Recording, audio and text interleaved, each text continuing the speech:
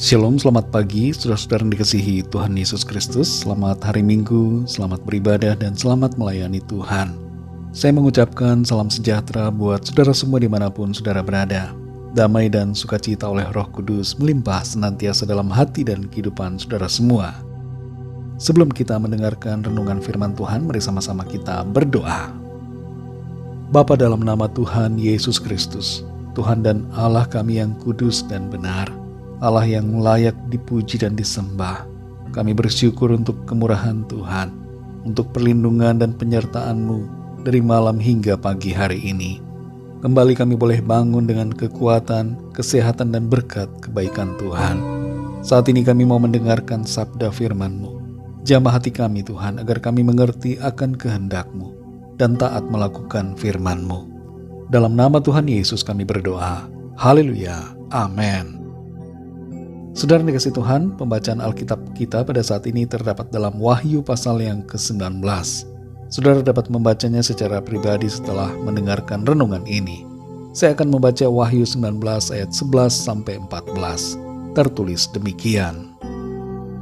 Lalu aku melihat sorga terbuka. Sesungguhnya ada seekor kuda putih, dan ia yang menungganginya bernama Yang Setia dan Yang Benar. Ia menghakimi dan berperang dengan adil, dan matanya bagaikan nyala api, dan di atas kepalanya terdapat banyak mahkota, dan padanya ada tertulis suatu nama yang tidak diketahui seorang pun, kecuali ia sendiri. Dan ia memakai jubah yang telah dicelup dalam darah, dan namanya ialah Firman Allah. Dan semua pasukan yang di sorga mengikuti dia. Mereka menunggang kuda putih, dan memakai lenan halus yang putih bersih.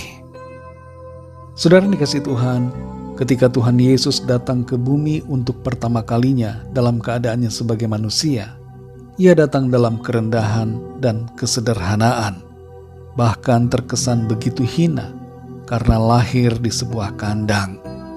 Kedatangannya dalam wujud seorang bayi menunjukkan keterbatasan dan ketiadaan kuasa. Ia memang sengaja mengosongkan dirinya, meninggalkan kemuliaannya, dan merendahkan diri untuk menjadi sama dengan kita manusia. Bahkan lebih daripada itu, ia mengambil kondisi yang paling rendah demi untuk menebus kita. Tapi kedatangannya yang kedua berbeda. Penglihatan Yohanes yang menakjubkan di bagian pasal ini menunjukkan tentang bagaimana kedatangan Tuhan Yesus Kristus yang kedua kali yang sudah lama ditunggu-tunggu. Ini adalah momen kemenangan yang luar biasa. Berbeda dengan kedatangannya yang pertama, ketika Tuhan Yesus datang yang kedua kali ke bumi, ia tidak lagi datang dalam kehinaan, tidak datang dalam kerendahan atau kesederhanaan, tapi ia datang sebagai pribadi yang maha kuasa, sebagai hakim yang adil dan penguasa atas segalanya.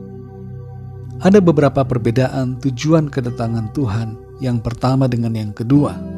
Kedatangannya yang pertama bertujuan untuk menjadi korban bagi umat manusia. Tapi kedatangannya yang kedua menjadi penguasa atas semua orang.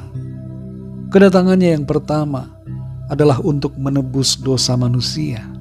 Tapi kedatangannya yang kedua adalah untuk menghakimi semua orang. Kedatangannya yang pertama adalah untuk memberi kemurahan, namun kedatangannya yang kedua adalah untuk memberikan penghukuman. Kedatangannya yang pertama bertujuan untuk menyelamatkan semua orang, tapi kedatangannya yang kedua adalah untuk membinasakan yang tidak percaya. Ketika Tuhan Yesus datang untuk kedua kali, Ia akan menyelamatkan setiap orang yang percaya kepadanya. Saudara dikasih Tuhan, kalau kita perhatikan di ayat yang ke-11, di situ tertulis, Yang Setia dan Yang Benar, Ia akan menghakimi dan berperang dengan adil.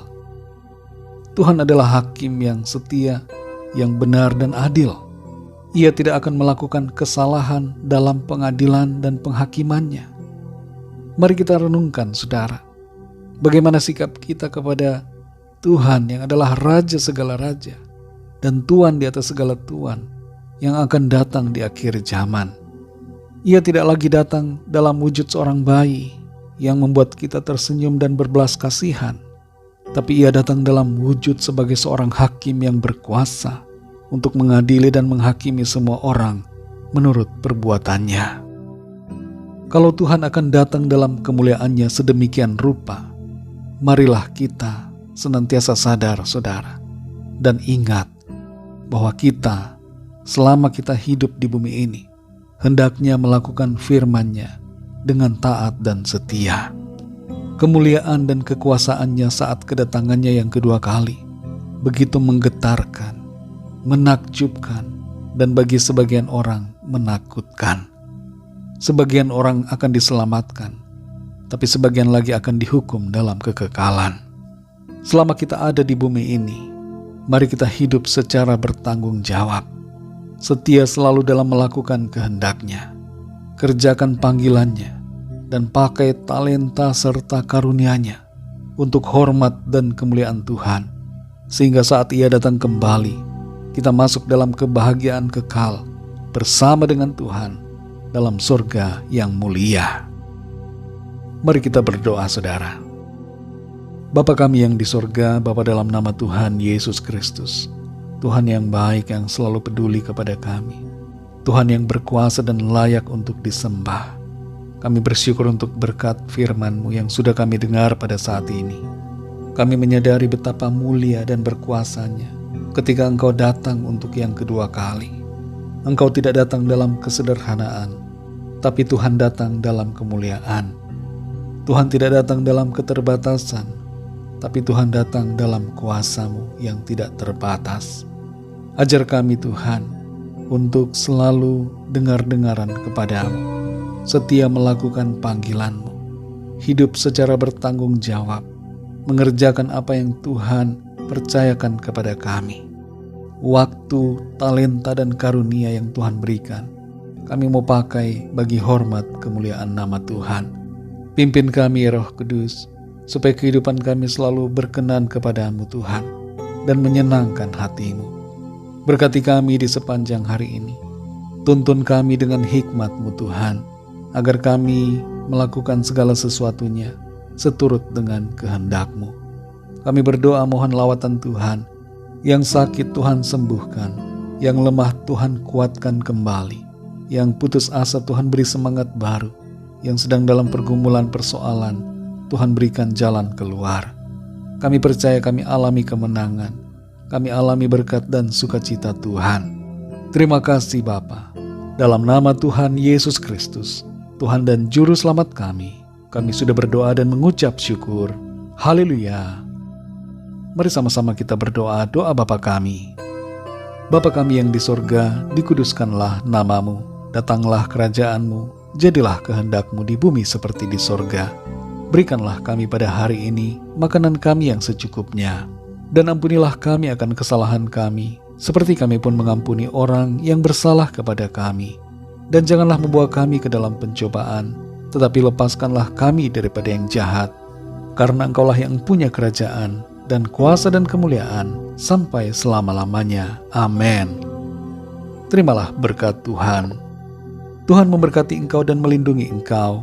Tuhan menyinari engkau dengan wajah-Nya dan memberikan kasih karunia.